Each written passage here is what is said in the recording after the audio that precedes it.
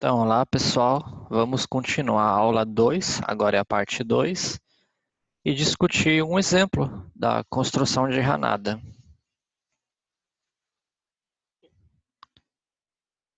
Então, a ideia, a proposta é a chamada solução Hopf-Ranada, Knot, em que você propõe para os campos φ e θ, que são aqueles campos que vão gerar os campos eletromagnéticos, tem essa expressão complicada, né, que a gente tem. Vamos tentar só explicar a notação aqui. Você tem que x, y, z e t são as coordenadas do espaço-tempo, e esse x maiúsculo, y maiúsculo e z e t maiúsculo são coordenadas adimensionais.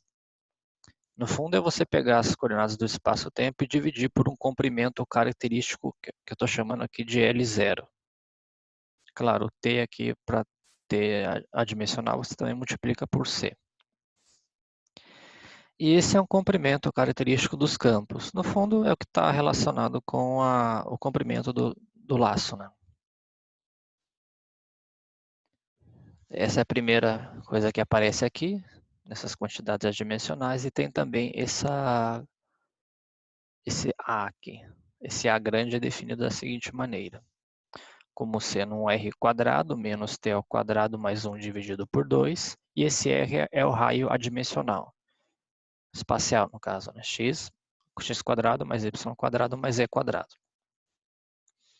É possível mostrar que com essas duas propostas aqui de φ e θ, a gente consegue satisfazer todas aquelas condições que eu coloquei na primeira parte da aula, resolvendo as equações de Maxwell. Quer dizer, satisfaz as equações de Maxwell com isso e aqueles vínculos. Esse modelo ele pode ser encontrado nessa seguinte referência, né? Desses autores, que é um Physics Reports. Essa aqui é uma revista essencialmente de revisão, então é um artigo bem interessante. Tem muitas referências, muitos exemplos também. Não está tão desatualizado, que é de 2017. Se vocês quiserem encontrar outras soluções, eu recomendo baixar esse artigo também para dar uma olhadinha. Eu aqui selecionei um exemplo dos que eu vi era um dos mais simples. E dado aquela solução de φ e θ, essa daqui, e substituindo naquelas expressões dos campos eletromagnéticos, é possível mostrar que o campo magnético é dado por essa expressão e o campo elétrico é dado por essa expressão aqui embaixo, onde você define outras quantidades, que são esses vetores H1 e H2. Essas quantidades Q, P e T. Vamos lá, esse P é dado por essa expressão.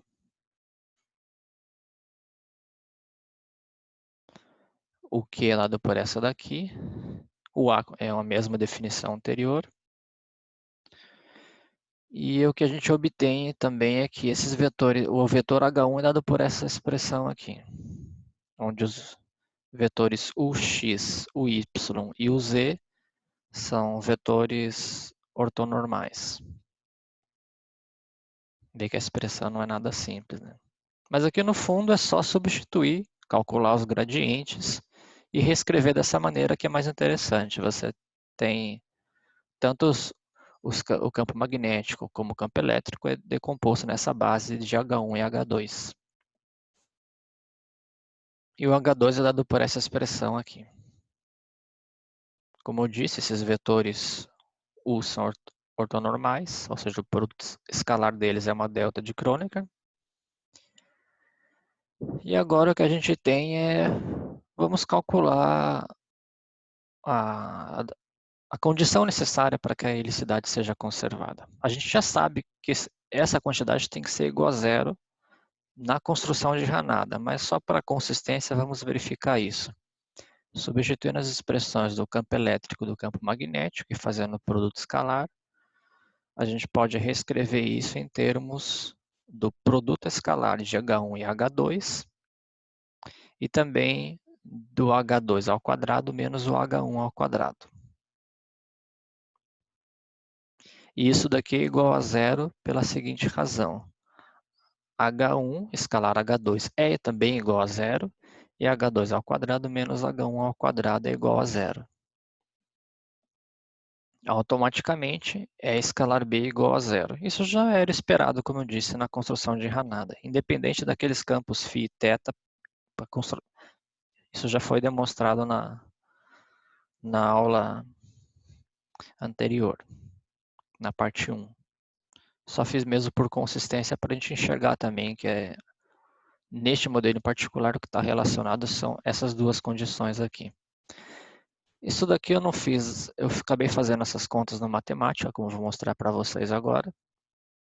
É que é mais simples até, né? Não precisa fazer no braço. Simplesmente definir o H1 aqui, o H2. Aqui eu coloquei x pequeno, mas você pode subentender que seja aquele x grande adimensional. E mandei fazer o produto escalar e simplificar dá zero. E os quadrados, a diferença dos quadrados, que também dá zero. Recomendo até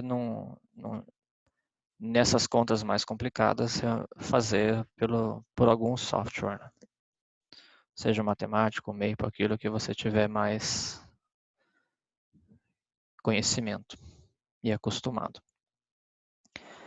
Bom, agora vem a grande questão que a gente já mostrou que isso aqui é igual a zero e deveria ser zero, mas nada garante que a outra condição seja zero, que é o E ao quadrado menos C ao quadrado B ao quadrado. Se isso for zero, a gente tem que as helicidades HEM e HME são conservadas. Vamos ver se nesse modelo particular isso acontece. Efetuando os quadrados aqui, como eu fiz, uma conta simples. A gente pode ir subtraindo, a gente pode reescrever essa expressão da seguinte maneira. Como seno, novamente aparecem as condições H2 ao quadrado menos H1 ao quadrado, H1 escalar H2. Portanto, neste caso particular, a gente tem também que essa quantidade aqui é igual a zero. Portanto, nesse caso do Knot de Hopf-Hanada, a gente tem que todas as soluções, todas as helicidades são conservadas. E se vocês forem naquele artigo, ele faz as contas e ele obtém para a helicidade EE, isso aqui acaba sendo igual, diferente de zero. É aquela constante A que já aparecia, sobre 2cm0. Aqui é importante só também ressaltar que, como eu disse, né, em comparação com a primeira aula, nessa segunda aula eu estou utilizando outros sistemas de unidades. Então, às vezes, na definição das helicidades, pode aparecer alguns fatores diferentes aqui. Embora a definição muito a menos dessas constantes é parecida, é sempre o C escalar E.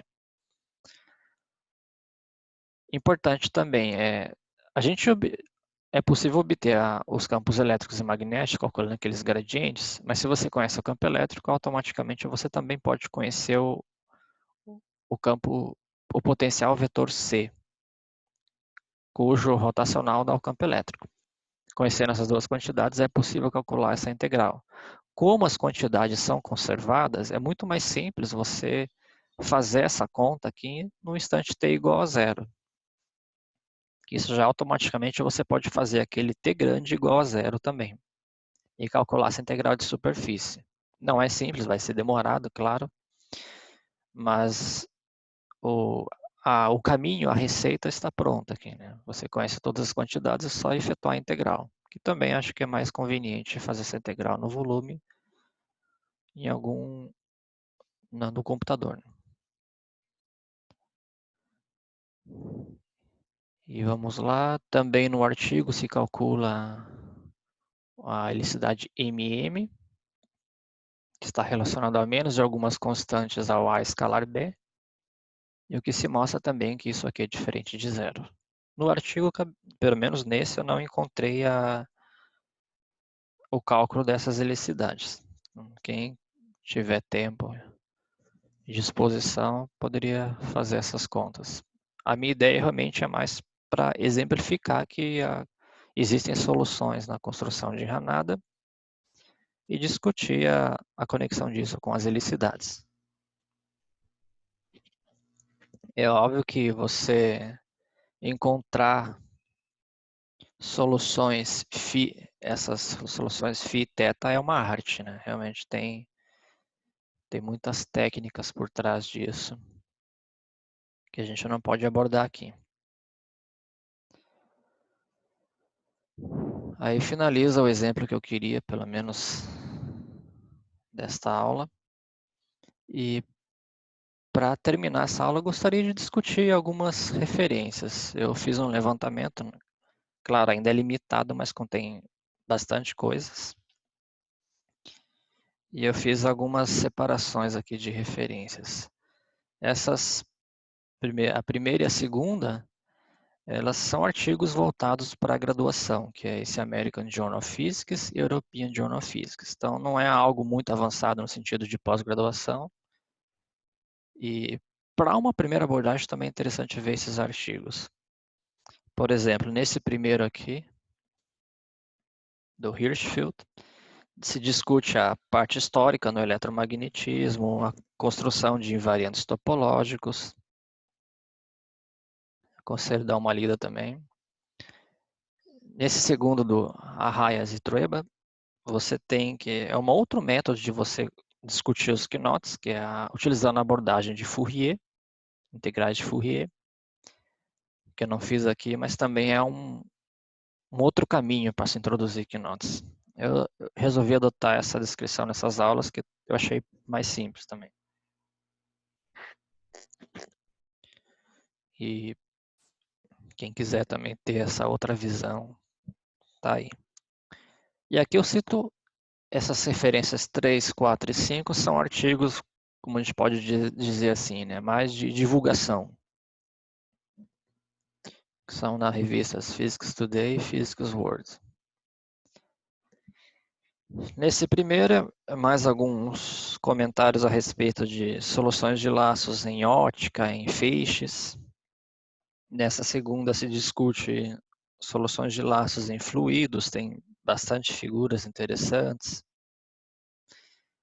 Nesse terceiro aqui seria soluções de laços em classificações, figuras, discutindo como que você pode classificar laços via polinômios de Jones. Então essas três, para quem quer ter uma visão assim, que não é uma discussão muito avançada, mas é uma coisa mais de divulgação, vale a pena ler essas três referências. E agora, nessa segunda categoria, eu coloquei mais referências relacionadas à pesquisa no eletromagnetismo. Esse artigo aqui que eu citei nessa aula, que foi onde eu tirei aquela solução que eu discuti anteriormente, esses Physics Reports, tem bastante revisão, é um artigo que é interessante também pelas citações dele, você consegue localizar bastante referências interessantes. Essa referência 7 do Royals, Sircar e Sonnenschein, acho que é assim que se pronuncia, não sei, discute mais neste caso, na formulação de Batman. Você pode ver que nesse artigo tem algumas construções de novas soluções. Eles apresentam novas soluções via você aplicar transformações infinitesimais em soluções conhecidas para gerar novas soluções não triviais. Aqui ele se baseia bastante nas transformações conformes. Nesse artigo do Kedia e outros aqui, você pode notar uma discussão mais voltada para a estabilidade, que é um dos problemas que a gente tem que enfrentar quando vai discutir laços, é se perguntar se essa solução ela é estável. Nesse artigo se discute algumas condições, faz também um paralelo entre laços e fluidos, e como vocês podem ver, a discussão de soluções de laços ela é algo que está razoavelmente recente, né? Se vocês for ver. Quer dizer, houve trabalhos mais antigos, mas começou a ser revisitado isso. Perceber aqui, ó, 2017, 2015, artigo de 2018. Então, relativamente, ainda há pesquisa nessa direção, né? Bom, esse artigo 9 aqui do Irvine, você tem uma outra abordagem, que eu não fiz aqui, vai introduzir novas definições via integral de Gauss e outros invariantes topológicos para você definir laços. Nessa 10ª da referência novamente o Hayes, ele apresenta uma solução, uma outra solução via construção de Hanada, e essa solução, ela, no fundo, é uma generalização do que eu fiz aqui. É uma solução que contempla o que eu fiz aqui, um pouquinho mais complicada, que em vez de ter vetores H1, H2, vai ter vetores H1, H2, H3 e H4. E você vai explorar condições em que, nesses vetores, para que os parâmetros, as helicidades sejam conservadas, né? Nessa referência 11, tem outra discussão de uma abordagem via ângulo sólido para a construção de laços. Isso aqui é uma referência interessante também. Essa 12 é de um professor na Universidade Federal Rural do Rio de Janeiro. Isso aqui é um capítulo de um livro que ele colocou no Archive, em que se discute as soluções de laço no eletromagnetismo acoplado com gravitação, na teoria de Maxwell acoplado com a teoria de Einstein, Hilbert. No fundo, Maxwell, eletromagnetismo, gravitação, Einstein, Hilbert. Agora vem o terceiro tópico, que é algo mais voltado assim para a matemática, né? Essa solução de laços é muito explorada, é uma linha de pesquisa. E tem esse artigo, que é um Report Progress of Physics. É um artigo também de caráter de revisão, de como que os laços estão entrando na física, matemática. E aqui é um próprio livro do autor, né, de 2001, Knots in Physics.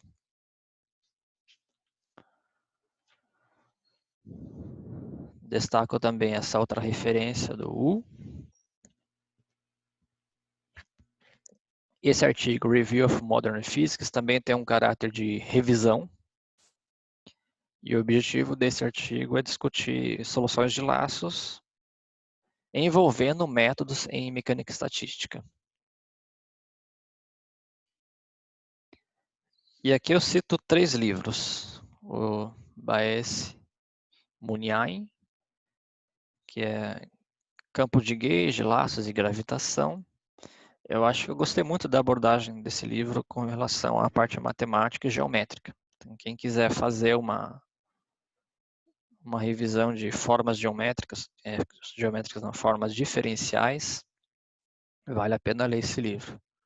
Se discute bem como reescrever as equações de Maxwell nas formas diferenciais e depois, numa outra sessão, ele vai discutir soluções de laços nessa abordagem, que é um pouco mais complicado para quem nunca viu formas diferenciais, é uma abordagem delicada de laços, né?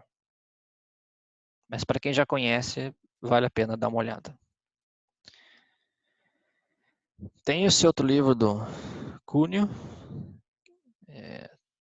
Teoria de Laços e suas aplicações. Esse eu acredito que seja um livro mais voltado para um público da matemática, porque ele discute muito mais as classificações de laços, mas é importante, pelo menos para citar, para a gente ter uma ideia da quantidade de laços que existem aí e o problema de como diferenciar esses laços. E esse último livro do Gambini Pulling é Loop, Knots and Gauge Theories in Quantum Gravity. Esse aqui está mais motivado por uma abordagem da gravitação quântica, que é a chamada Loop Quantum Gravity. Mas você encontra, não é muito focado na questão do eletromagnetismo aqui, mas como ele vai falar de laços, tem algumas discussões de revisão, né?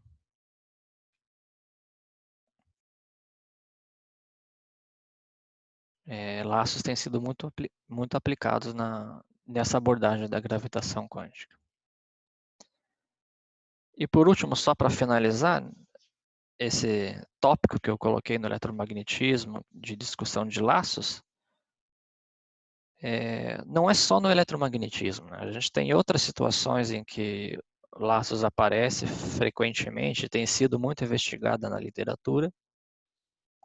Por exemplo, na teoria de Skirmy, coloquei essa referência aqui. A teoria de Skirmy ela pode ter algumas aplicações na cromodinâmica quântica, na matéria condensada. E a discussão se essas soluções de laços elas têm a propriedade de estabilidade ou não é um problema em aberto ainda, que está sendo investigado. As discussões de soluções de laços na física de plasma, também tem essa referência aqui. E aí você tem a discussão que eu já até comentei, você pode fazer mapeamento de fluidos na discussão de laços. Então, sobre certas condições no plasma, você pode formar essas soluções de laços. E aqui esse artigo tem uma discussão. Um outro cenário, né, que a gente pode colocar de aparecimento de laços em cristais líquidos na matéria condensada. Então, eu até selecionei aqui uma revista de revisão, que é Review Modern Physics. Você tem uma revisão de várias situações em que em cristais líquidos tem essa formação dessas configurações.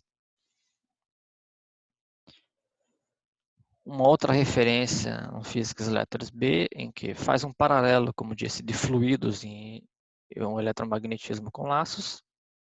Vale a pena dar uma olhada nesse artigo aqui.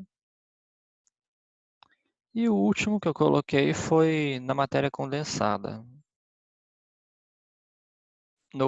Na construção e aparecimento de condensados de Bose-Einstein, eles podem estar relacionados com essas soluções de laços.